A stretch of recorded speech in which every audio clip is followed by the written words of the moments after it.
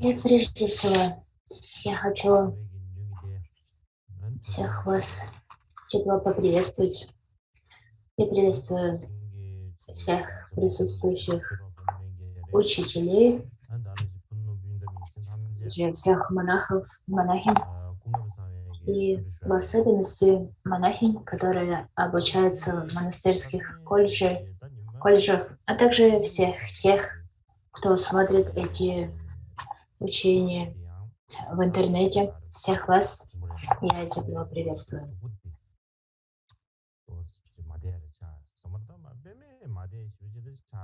И сегодня 11-й день наших весенних учений Арья-Кшемы. И уже несколько раз происходило так, что мне было необходимо прервать учение, сколько я чувствовал себя не в состоянии учить. Это не в том, что я болел, но хотя и наше учение 4 раза в неделю, но подготовка к этим учениям занимает много времени, и поэтому иногда я не чувствую себя в состоянии учить. К примеру, у меня болит голова, я ощущаю подобные симптомы, и я стараюсь каким-то образом преодолеть это, но иногда мне это не получается, и поэтому я не смог учить во вторник, и еще до этого также мы пропустили несколько сессий. И я хотел объяснить причины, по которым так произошло.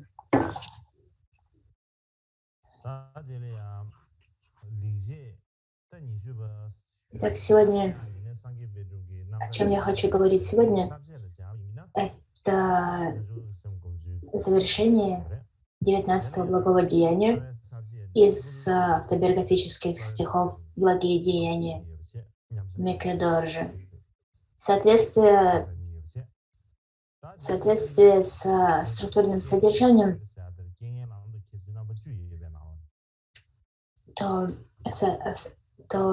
основная часть, как он практиковал пути 3 типов индивидов, разделяется на намерение зарождения бодхичитты и действия созерцания 2 типов бодхичитты, как главные подчасти того, как он практиковал путь индивида высших способностей. Мы сейчас изучаем относительно бодхичитты, и она разделяется на обмен себя от других медитаций и принятие неблагоприятностей как пути в постмедитации. И что касается постмедитации, то мы с вами сейчас на 5-м принятие врожденности как пути. И это то, что мы завершим сегодня. И основной стих, о котором мы будем говорить, это 10-й подраздел принятие жадности как пути. Мы уже с вами говорили о 19 стихе принятие враждебности как пути. Но я хочу еще немного добавить в том, что касается этого стиха этой строфы. Затем мы перейдем к 20-му принятию жадности как пути.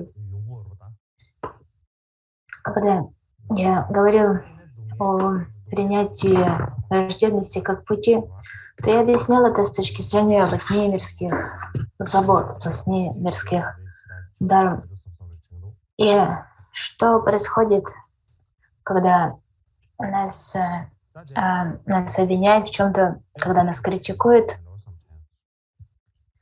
И сейчас мы поговорим о том, а что же следует делать, когда нас не уважают, когда нас кто-то презирает. То есть мы будем говорить о страдании, которое вызвано презрением и недостатком уважения со стороны других.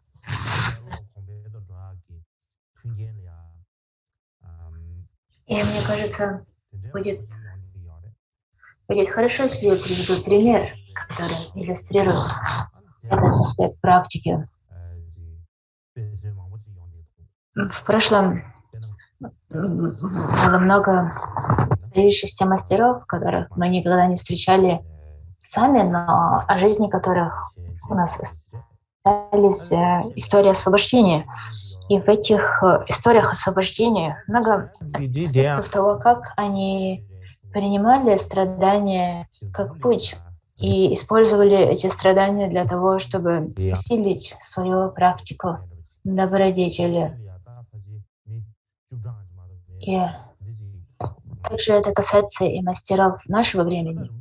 К примеру, такой великий мастер нашего времени, как Тенгар Ринпоче. Вы, наверное, знаете, что Тенгар Ринпоче страдал от диабета. И диабет, которым он болел, это был особый вид диабета. Это был такой очень редкий тип. Говорится, что такой тип диабета всего лишь у нескольких десятков людей во всем мире. В чем проявлялась эта болезнь?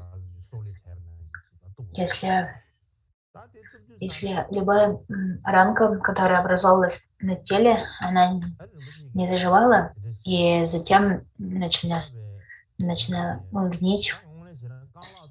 К примеру, однажды как-то Тенгар Ринпоче поранил ногу, это была лишь маленькая ранка, но затем она никак не заживала, начала гнить, и в результате этого его ногу пришлось ампутировать. И он потерял ногу в результате ампутации. И в то время, когда обсуждалась эта операция по ампутации, то для обычных людей это было бы очень тяжелым испытанием. Для Ринпоче говорится, что когда он проходил эту операцию, и он находился под анестезией, и он не чувствовал боли, но он мог осознавать, что происходило. И он говорил, что в то время он пребывал в медитации Тонглен, обмена себя на других. И он говорит, что эта медитация в тот момент имела смысл.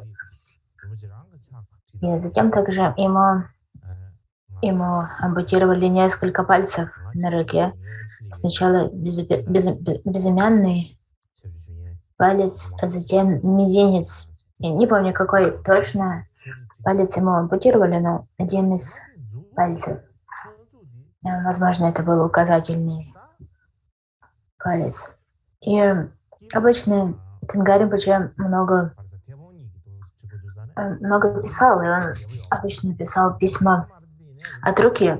И, к примеру, когда я жил в Тибете, то Ринпоче писал мне много писем, и писал их от руки, и я получал много таких писем. Просто они ампутировали его палец, то он уже не мог уже держать ручку должным образом, поскольку у него не было указательного пальца, чтобы держать, поэтому он зажимал ручку между средним и безымянным пальцем. Это было, конечно, неудобно, но тем не менее он продолжал настаивать на том, чтобы писать письма самостоятельно. И по случаю празднования столетия годовщины тысячелетия Дюсума Кемпы, первого Кармапы, Тенгар Ринпоче также там присутствовал.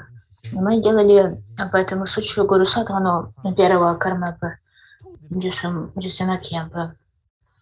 И в то время, как мы делали эту садхану, Ринпоче делал заметки в тексте, когда необходимо использовать ритуальные инструменты, например, тарелки, либо когда следует, то есть таким образом он отмечал все аспекты практики. И это было такой особенностью поведения Ринпоче. Даже у него было уже очень плохое зрение, у него уже не было пальца на руке, но, тем не менее, Ринпоче ко всему относился с большим энтузиазмом. Он всегда пребывал в хорошем настроении. Обычный человек в таком состоянии бы просто бы сидел дома, пребывал в депрессии, тынялся бы по дому и не знал, чем себя занять. Но Ринпоче был совсем другим. Если бы он, конечно, не мог встать с постели, тогда, возможно, он бы никуда не ходил, но пока он мог ходить, он всегда все делал сам. Однажды мы делали практику Махакалы, и я сказала Ринпоче, что вы плохо себя чувствуете, возможно, вам не следует приходить. Но хотя на физическом уровне он не мог, он все равно хотел пойти, то есть на ментальном уровне он был готов пойти. И таких примеров из его жизни очень много. И поэтому, когда мы размышляем о великих существах, о великих учителях, то обычно мы думаем лишь о мастерах прошлого, но и не вспоминаем о мастерах нашего времени. Но и в наше время есть много великих учителей, великих существ, которые мы все еще можем видеть. И у них мы можем учиться. Это тот, кто может быть примером для подражания, может быть примером для нашего подражания.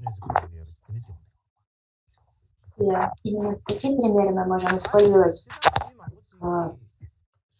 образец того, как следует вести себя, когда нас проверяет, либо кто-то недостаточно нас уважает. Итак, что же следует делать, когда кто-то нас презирает? Что делать, когда нас не уважают? Обычно в таких ситуациях мы чувствуем, что это причиняет нам вред. Это нам не только неприятно, но это также вредить нам. И люди обычно не могут принять неуважение. Могут относиться к этому как к чему-то положительному. Неуважение либо презрение – это то, что большинство людей не способны принять.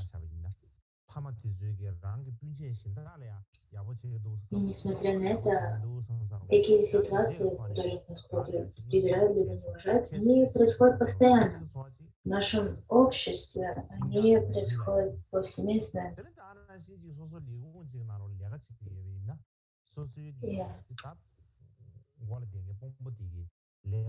И часто в нашей жизни случается так, что мы чувствуем, что к нам относятся незаслуженно, нас обижают незаслуженно. Например, мы можем чувствовать в семье, когда мы растем, что наши родители недостаточно нас любят, что они любят других детей больше, чем нас. Затем, когда мы уже взрослые и работаем, то на работе также мы чувствуем, что наш начальник обращает больше внимания на других сотрудников и пренебрегает нами, неуважительно относится к нам. И это причиняет нам вред и боль. Также и в романтических отношениях, в семейных отношениях с партнером, то мы чувствуем, что наши любимые либо любимые недостаточно нас уважают, недостаточно уделяют нам внимания. Также и в дарме мы чувствуем, что наш духовный учитель любит больше других учеников, что нам он не уделяет достаточно внимания, недостаточно заботится о нас и так далее. Таким образом, на протяжении нашей жизни мы чувствуем, что никто не думает обо мне, никто не обращает на меня внимания, меня никто не уважает. И они должны меня уважать, но тем не менее они все меня игнорируют и не обращают на меня внимания. И в результате такого состояния многие люди прилагают усилия для того, чтобы стать более знаменитыми. для того, чтобы больше людей обращали на них внимание, чтобы их хвалили и славили. И именно к этому они стремятся. И сейчас главный способ добиться известности и уважения — это использование социальных сетей, интернета. То есть люди, которые хотят похвалы, люди, которые хотят быть известными. И поэтому люди прилагают очень много усилий. Причина, по которой они к этому стремятся, заключается в том, что у них большая привязанность к тому, чтобы быть знаменитым. Они хотят быть знаменитыми, у них привязанность к этому чувству. А это основывается на идее того, что я существую. То есть эта идея, что я есть, я существую, она становится все более сильной. И именно в силу этого люди стремятся получить внимание. К примеру, те фотографии, которые мы постим на Вичате, либо на Фейсбуке, либо на других социальных сетях. И обычно в этих моментах на Вичате, либо на Фейсбуке мы можем публиковать свои фотографии, видео.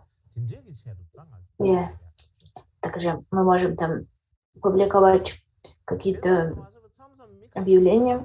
И причина, зачем мы это делаем, зачем мы все это публикуем, заключается в том, что мы хотим, чтобы люди обращали больше внимания на нас. И все это лишь упрочивает эту идею, что я существую, я есть. Это все поддерживает эту идею. И именно поэтому мы так стремимся к признанию со стороны других людей. И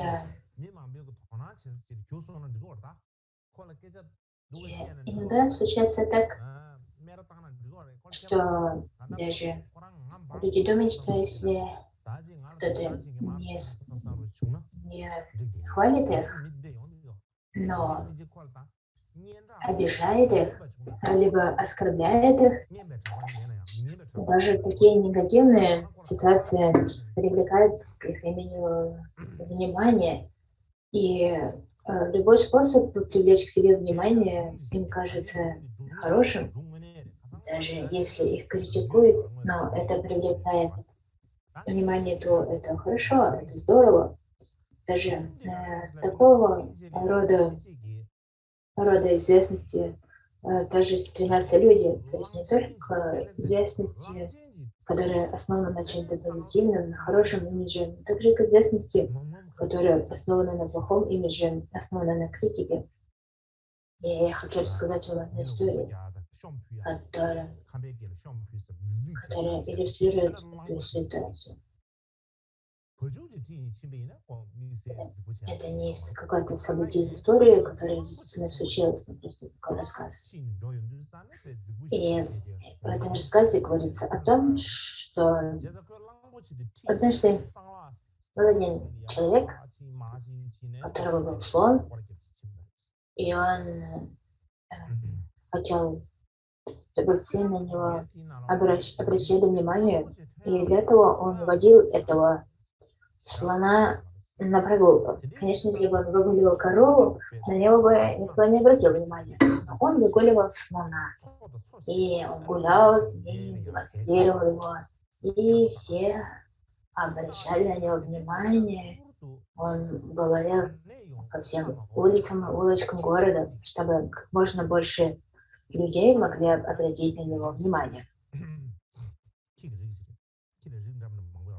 И в этом городе слоны были редкостью.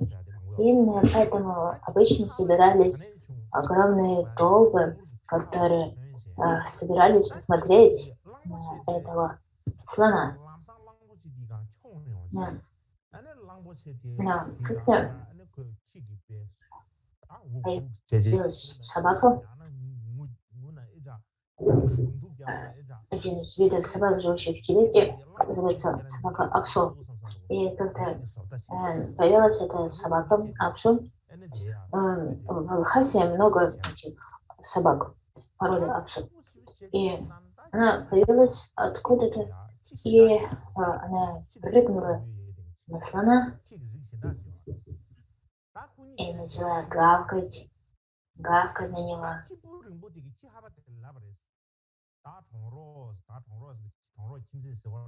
И она пыталась, бегала вокруг него, пыталась укусить его, гавкала. И было похоже, что она атаковала слона.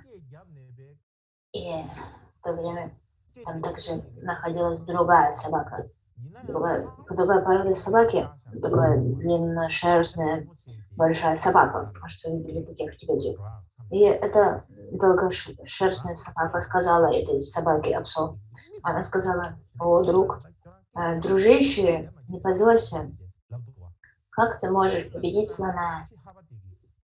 Ты производишь столько шума, гавкаешь, бегаешь вокруг, ты же почти охрипла от гавканья. И тем не менее, слон не обращает на тебя никакого внимания. Он продолжает идти. И сколько бы ты ни гавкала, он даже на тебя не взглянет. Так зачем же ты так стараешься? Просто перестань тратить время впустую». И на это собака Апсу ответила: «Ха-ха, я добилась того, чего хотела. Вот только взгляни. Мне даже не потребовалось воевать с этим слоном, и тем не менее я теперь известна как самая смелая из всех собак. И этого для меня достаточно. Я счастлива, удовлетворена, поскольку все другие собаки, когда они будут видеть меня, они скажут: «О, собака Апсу, это особенная собака. Это такая сильная собака, смелая собака. Она даже попадалась укусить слона». И именно к этому я стремилась, и теперь я совершенно удовлетворена. Это история. И, конечно, это просто история, но если мы взглянем на нее, часто это то, что и мы делаем. Не так ли? Часто для того, чтобы заполучить внимание других людей, чтобы другие обратили на нас внимание, мы делаем разные вещи. Даже если другие смеются над нами и думают, что это что-то глупое, что мы делаем, тем не менее, мы прилагаем к этому всевозможные усилия для того, чтобы другие обратили на нас внимание.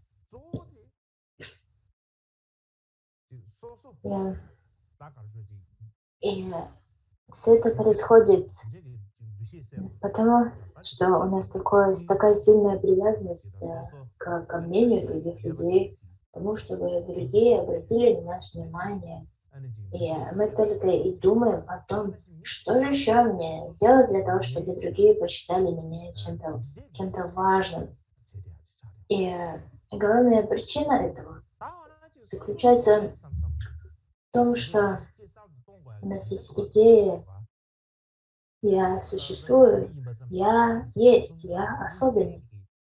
И мы считаем, что в нашем существовании есть какой-то смысл.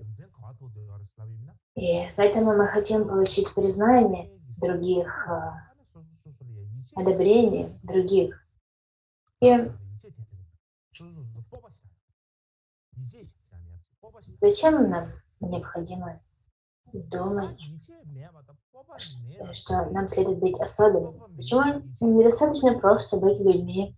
Почему мы должны отличаться от других? Зачем нам нужно это внимание других людей? Зачем нам нужно, чтобы другие думали о нас?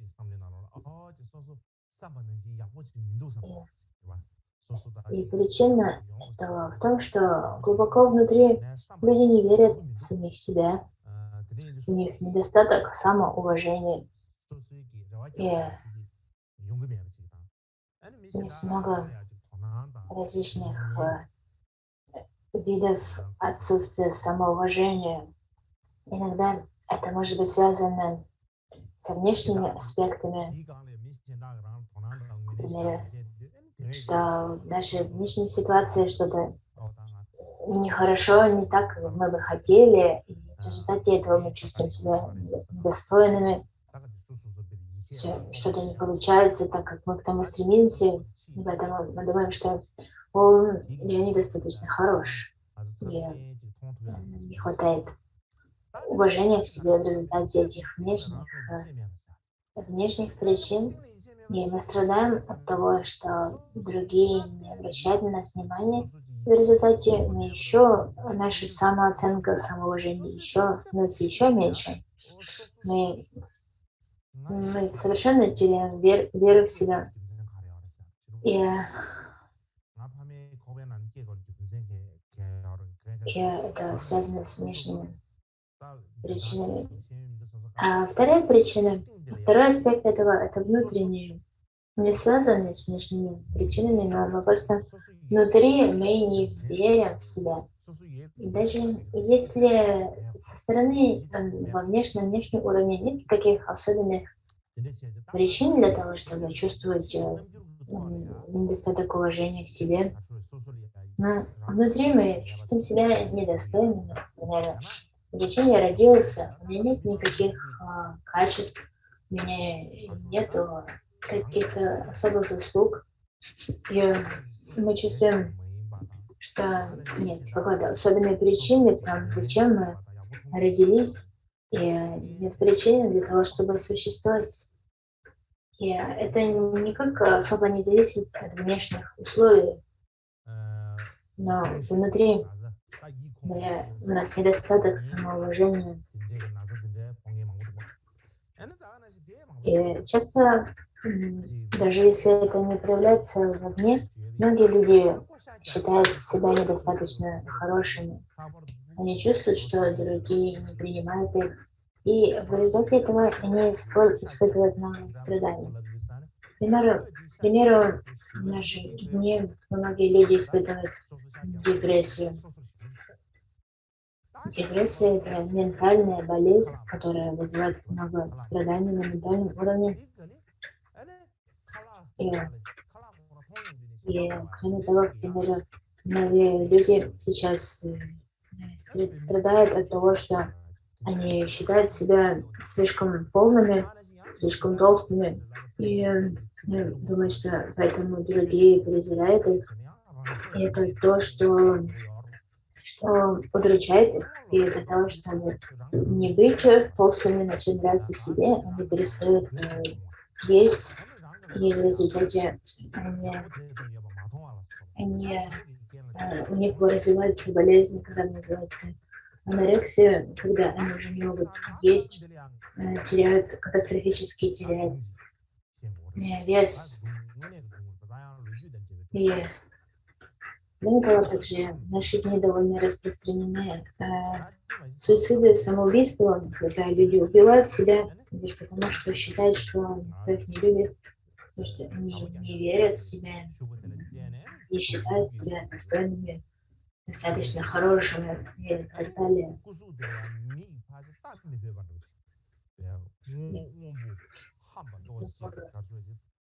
Я хочу рассказать вам еще одну историю о событии, которое имело место в истории. И я думаю, что вы уже о ней слышали. Это история жизни Милареба. Говорится, что Милареба, он питался только крапивой, у него не было никакой другой еды. В результате он потерял все мускулы на теле, его тело превратилось в скелет. Это были кости, обтянутые кожей. И действительно был настолько худым, что он практически не мог ходить. Его ноги и руки были такими тонкими, что казалось, что у него нет полноты. другие люди видели его, задавались вопросом, а человек ли перед ними уже в таком состоянии, и не могли даже узнать его человека. И однажды в том месте, где он жил в горах, пришла большая группа людей, и они искали перья. И для того, чтобы найти перья, они пришли в пещеру, и поскольку в пещере должны гнездятся птицы, потом они ходили по разным пещерам, и они пришли в пещеру, которая жила народом. И они увидели, что дух, испугались и убежали. И почему? Потому что он был таким худым, кроме того, из-за того, что он ел только траву, его тело приобрело зеленый цвет. То есть он вообще не был похож на человека. Скелет, обтянутый кожей зеленого цвета. Да, они ее увидели, убежали. Но он сказал: не бойтесь, я не дух, я человек. Но они спросили старика, смотрели на него и спрашивали: правда ли ты человек, что ты не похож, ты совсем не человека? Как возможно, что ты человек? И глядя на твое тело, можно подумать, что ты уже умер, что перед нами скелет. Смотрели на него издалека, они боялись даже к нему приблизиться и просто ушли. И через несколько дней среди этих людей был один старик, который мог относиться к этому немного по-другому. Я подумала, возможно, это и есть человек, просто практик. И поскольку он уже пожилой человек, у него была смелость вернуться. И он принес с собой немного цамбы, ячменной муки, и заговорил с Миларабой. И он дал Миларабе цамбу. До этого Милараба никогда не ел цамбу, у него не было цамбы, он ел лишь крапиву. Когда этот человек подарил ему цамбу, то он положил ее в Миларабе, добавил его в свой суп из крапивы, и он почувствовал сразу, что его состояние значительно улучшилось. Он почувствовал прилив сил, и когда он спел эту песню, известную песню, которая называется «Песня взаимозависимости».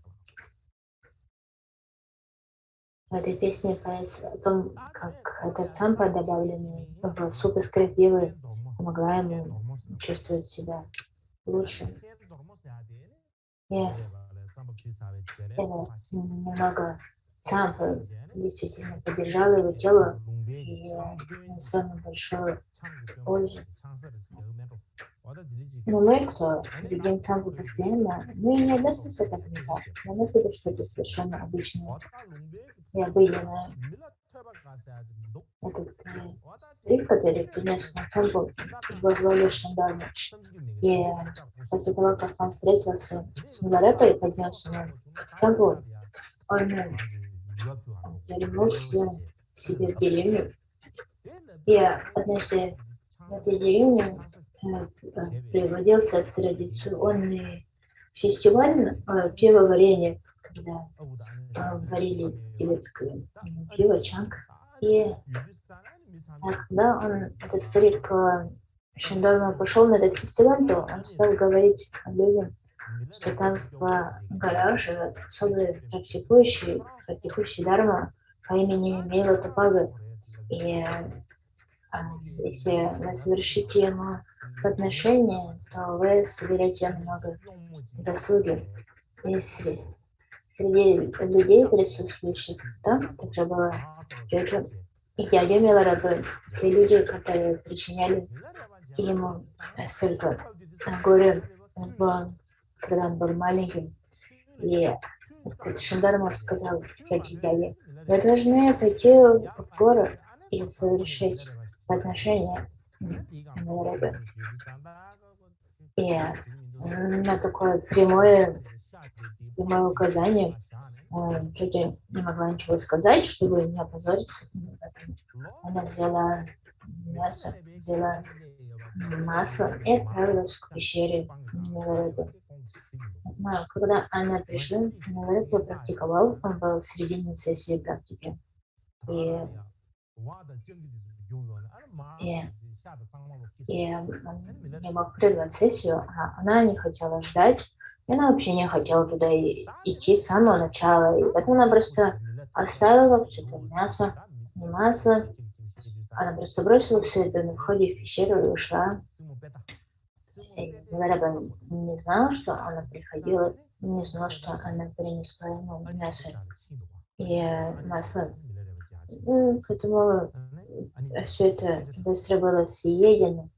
Животными, такими как лисы, волки, они просто все растащили, и на рыбу ничего не осталось.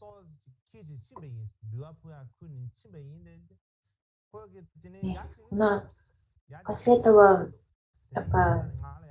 начался распространяться слух о том, что в горах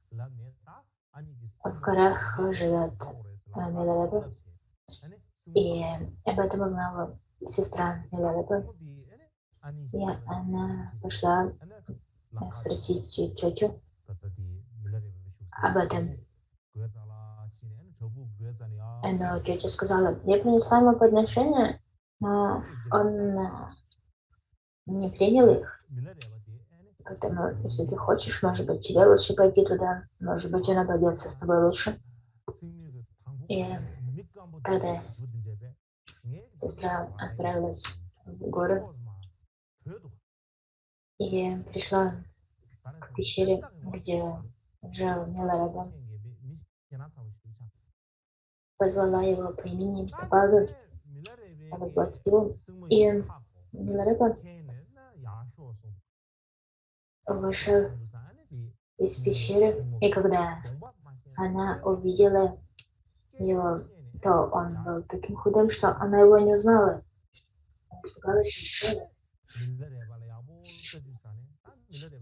Она не могла просто распознать, узнать в этом подобии человека, своего брата.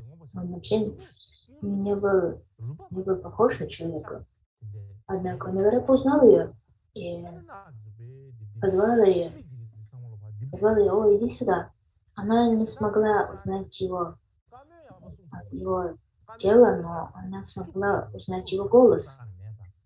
И она вернулась. И то, что она увидела, это то, что ее тело было совершенно зеленым, что у нее совсем не было плоти, не было ни мускулов, ни мяса, только кости и кожа, ввалившиеся глаза. И он даже не мог говорить, поскольку у него не было энергии для того, чтобы разговаривать. И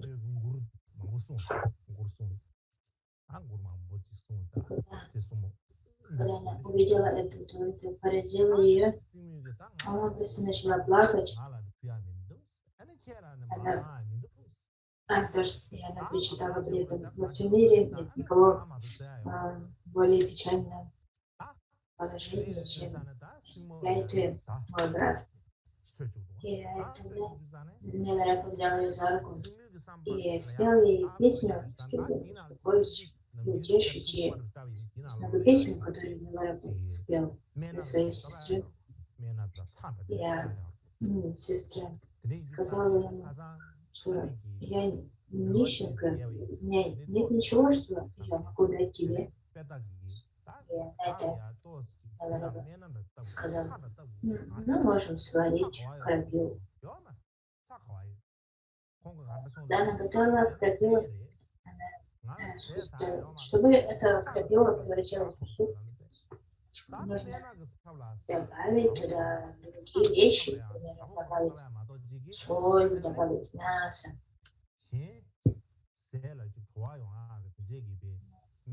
Жир. И поэтому она говорила: для того, чтобы это стало супом, необходимо добавить соль. Милорепа сказал, а как заменитель соли положить туда еще крапили. Сказала, чтобы это был супом, видимо, добавить туда масло. Милорепа ответил, вместо масла добавь туда крапиву. Скажи, чтобы это стало супом, туда необходимо добавить самбо. Милорепа ответил, вместо самбо добавь туда крапиву. В результате все, что она сварила, это была крапива. И в результате Милорепа съела этот суп с большим удовольствием. Но сестра, хотя она была нищенкой, она не могла ее есть. Она чувствовала к нему отвращение. И тогда начала снова плакать.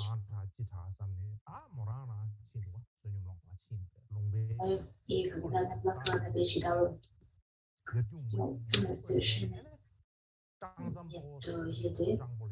Лучше я отправлюсь просить еды.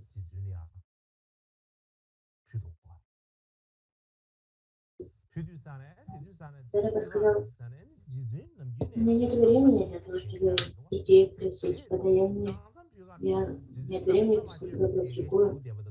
И тогда сестра сказала, хорошо, тогда я пойду искать еду. И она отправилась на сбор подаяний, обошла всю округу, и она смогла получить немного самбо. И принесла эту самбо Милорепе. Когда она вернулась, то она видела, что Милорепа совершенно голый, нет никакой одежды. И она ему сказала, что ты даже не стесняешься, даже своей сестре, ты совершенно обнажен, ты даже не ведешь себя как человек. И в ответ на это Милорепа спел ей еще много других песен. И сестра ушла, и когда она ходила вокруг, она пришла в место, в котором Баарил Ацава давал учение. Он сидел на троне в окружении многих вещей.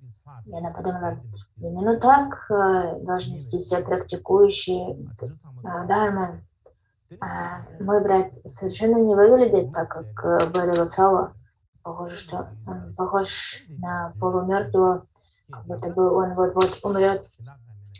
И она еще больше расстроилась и отправилась в другие села в долине. И она нашла остатки наполнителя для подушек. И обычно подушки наполняли шерстью. И она собрала всю эту шерсть из подушек, также собрала собачью шерсть и решила сделать для Милорепы какую-то одежду. И она постоянно думала о Баарил Ацаве, у которого в результате практики дharмы было столько всего.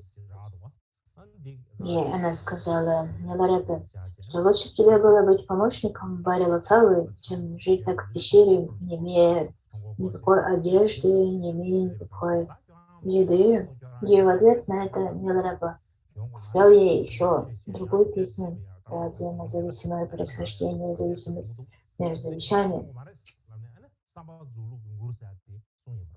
И в результате сестра нашла еще еды, принесла ему мясо и цампы. И когда она принесла это, они привели сок Ганачакры. И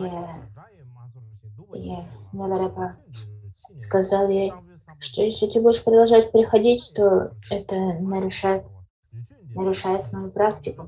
Поэтому я прошу тебя не приходить так часто.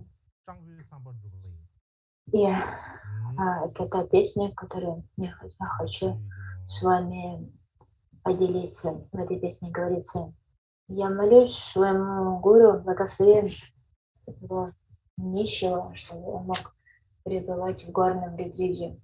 Если я умру в этом горном ретрите, то мои враги не возрадуются этого, мои страдания не будут известны моей семье, так исполнится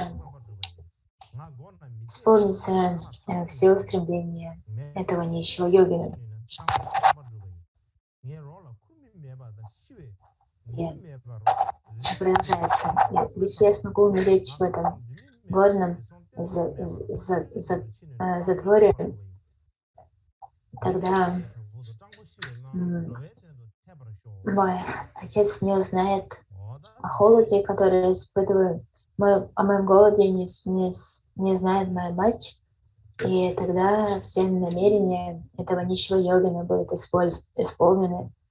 Если я умру в этом горном затворе, тогда мое старение, моя старость не станет известна друзьям, и моя болезнь станет известна моей сестре. И таким образом все устремления йогина будут исполнены». Это та песня, которую он спел.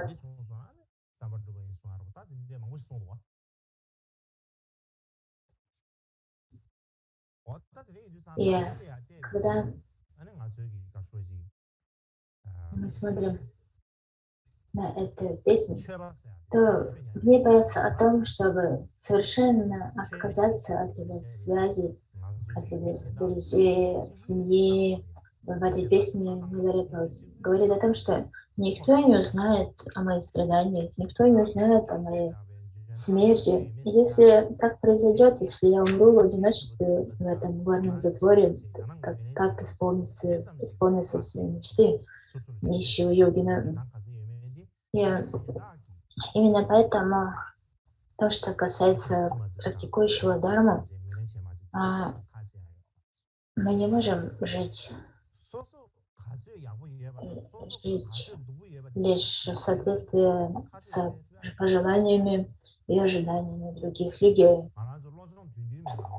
И наша практика не может совмещаться с ожиданиями других людей, поскольку и достижение практики не определяется тем, что о нас думают другие люди, считают ли они нас чем-то важным, либо нет, хорошим, либо плохим. Наш уровень практики не может быть определен тем, что о нас думают другие. Это то, о чем говорится в 7 пунктах тренировки ума. Из 2 судей всегда выбирайте того, кто главный. Что здесь имеется в виду? Что главный судья – это наш собственный ум. Из 2 судей, внешних судей и внутреннего судьи собственного ума, мы всегда должны выбирать то, что мы думаем о себе сами, в своем собственном уме. И именно это самое важное.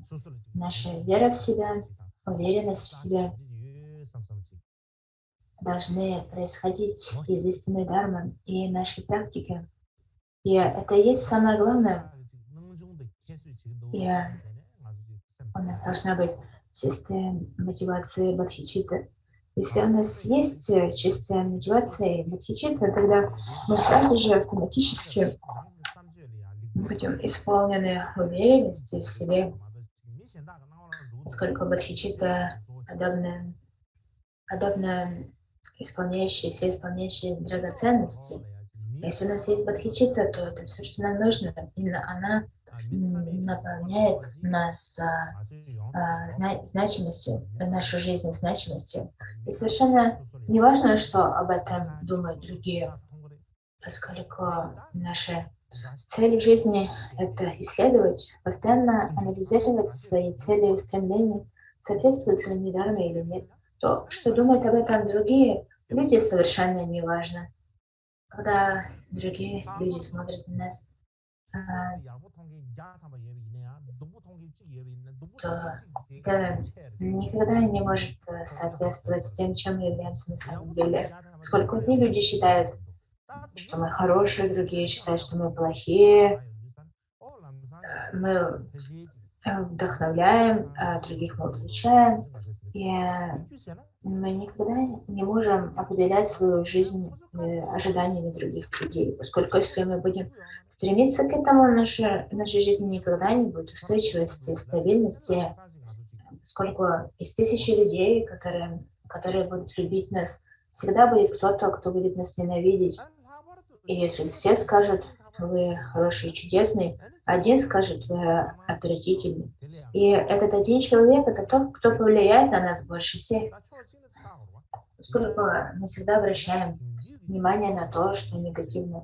Поэтому даже если тысячи людей будут любить нас и уважать, но если они не будут высказывать это вслух, то мы никогда не будем ценить этого. И стоит кому-то одному критиковать нас, то это же сразу же удручит нас и заставит нас испытывать страдания.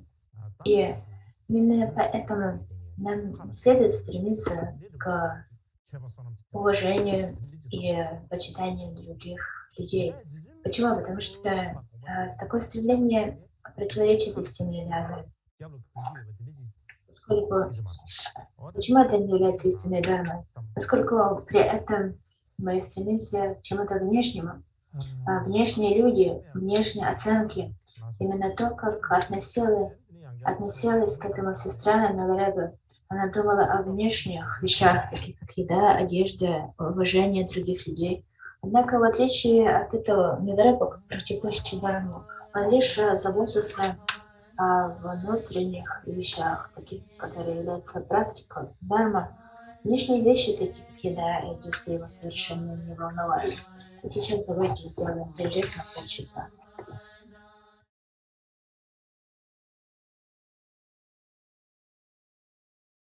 ဒါနေကြတဲ့အဲ့နလာမကြည့်ကြည့်ဖို့တခြား И теперь давайте перейдем к 10-му пункту раздела принятия неблагоприятности как пути в пост-медитации. 10-й пункт — это принятие жадности как пути. И это 20-й стих, 20-е благое деяние. Этот стих гласит: «Меня утомили рождение и смерти в сансаре с безначальных времен, причиняющие сильные страдания телу и уму. Чтобы обрести просветление, я стремился всегда обладать телом и умом, наделенными силой. И это также я считаю одним из своих благих деяний». И, в общем,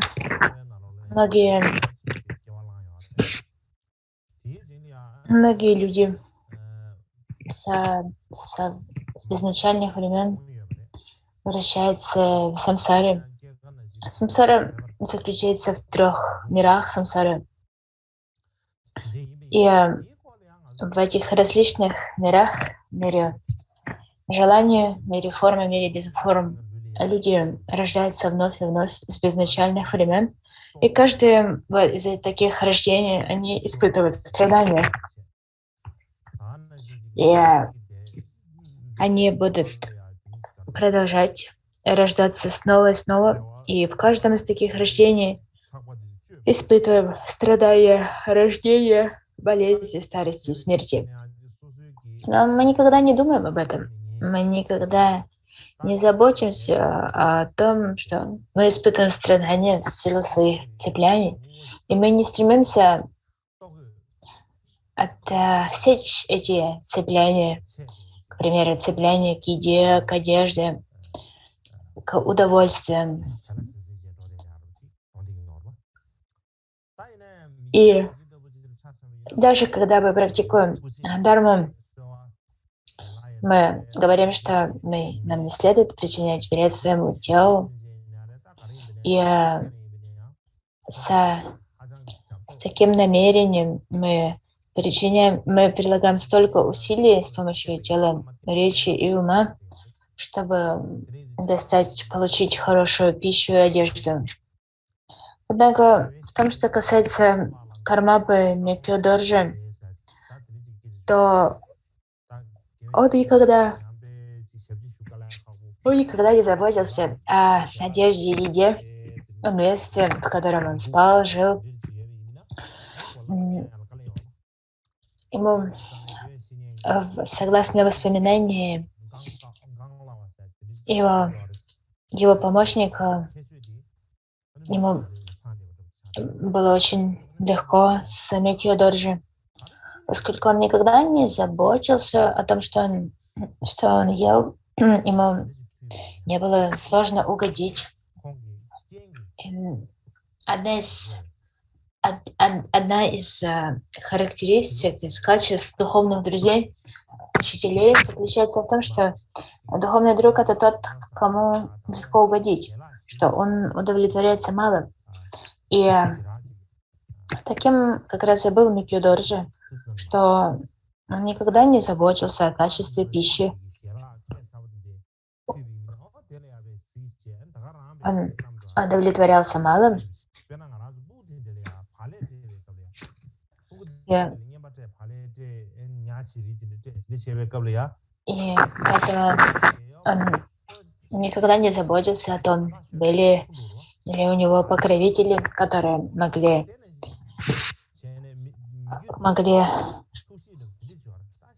обеспечить ему какую-то хорошую пищу.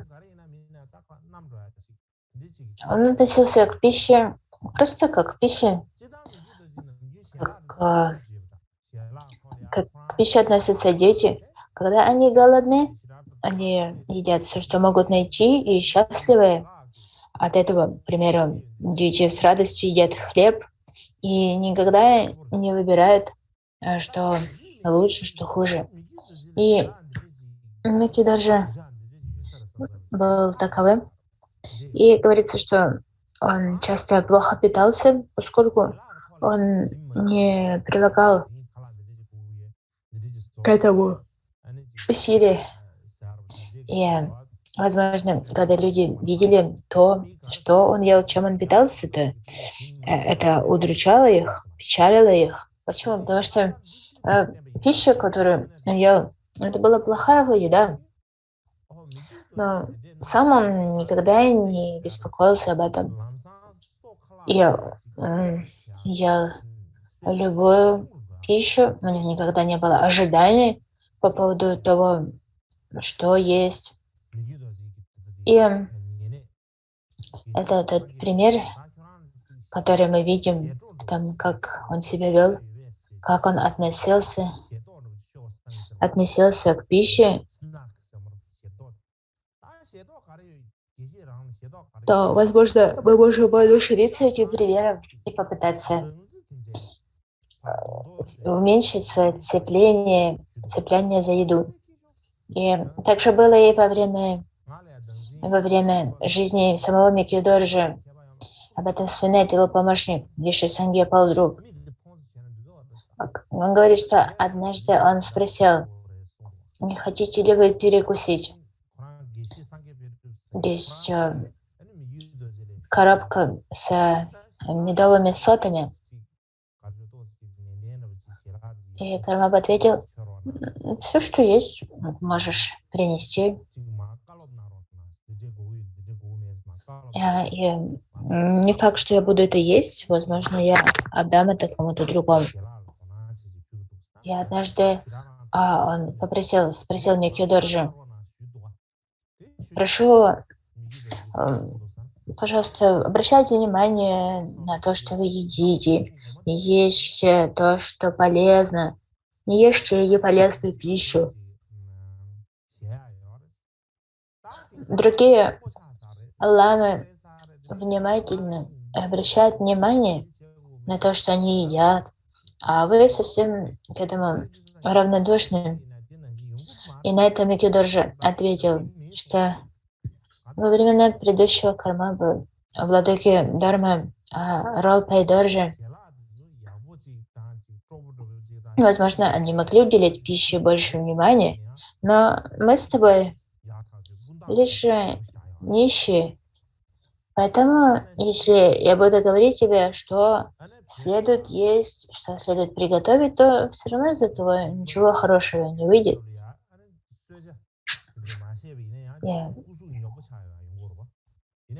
И поэтому, и поэтому говорится, что Микидоржи ел любую пищу. Но что касается его здоровья, он чувствовал себя хорошо.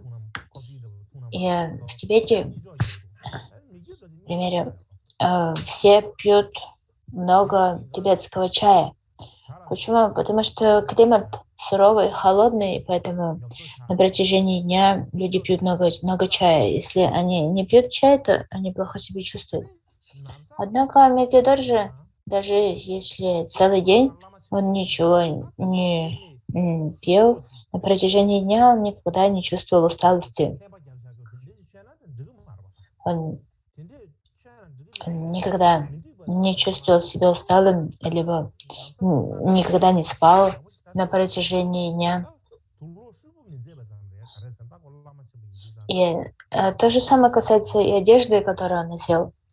Обычно,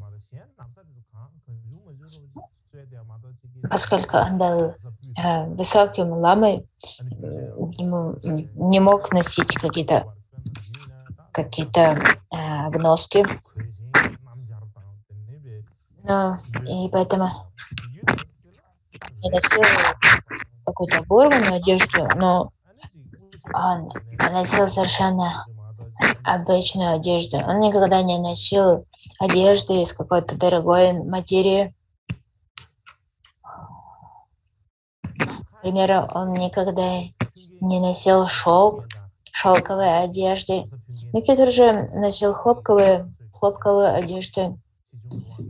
И он носил какую-то обычную шапку, никакой особых головных уборов он не носил. И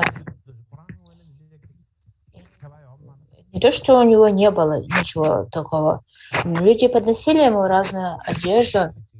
К примеру, люди подносили ему какую-то хорошую одежду, и тогда он мог носить ее какое-то время для того, чтобы удовлетворить их, порадовать их. Но что касается него самого, то была ли это одежда из хорошего материала, либо нет, не имело никакого значения, никакой разницы. И поэтому скоро он переодевался снова в свою обычную одежду из обычной материи. И он не испытывал никакой привязанности к одежде и к еде. И кроме того, по воспоминаниям, он также очень радовался, когда тех людей, кого он встречал, не было привязанности к еде и к одежде. И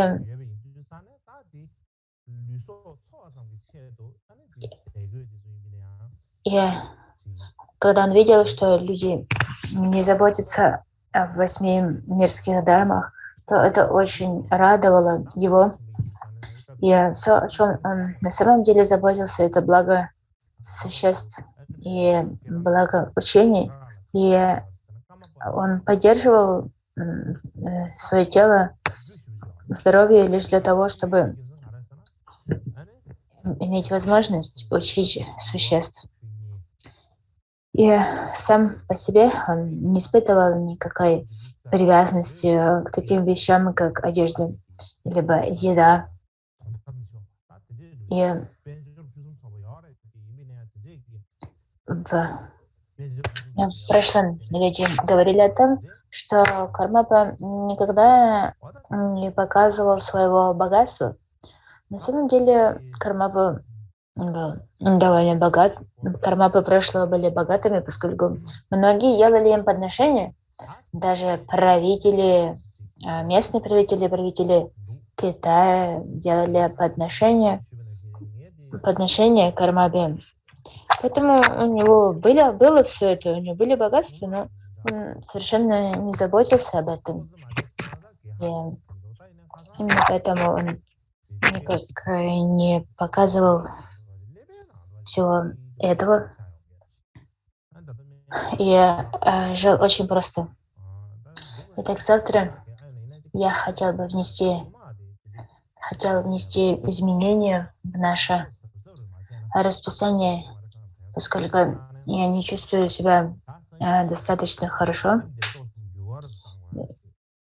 я чувствую усталость, и у меня часто болит голова, и даже из-за этого мне пришлось посетить больницу, и этого раньше не было, поэтому я думаю, что необходимо немножко поберечься, и поэтому я хочу немножко поменять расписание. Завтра будет выходной, у вас будет выходной, но я буду готовиться к следующему дню учений. И затем 17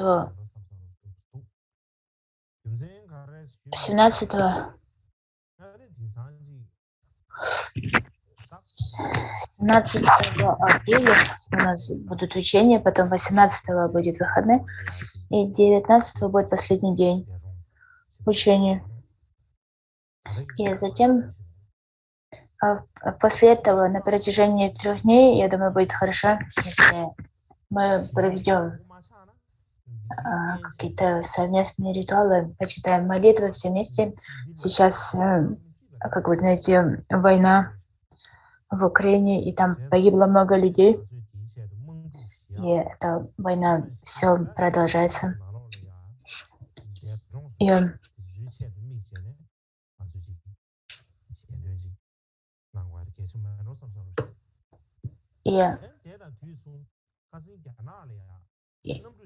эта война может привести к еще большей войне. Существует такая возможность. Именно поэтому нам следует приложить усилия для того, чтобы эта война как можно быстрее прекратилась.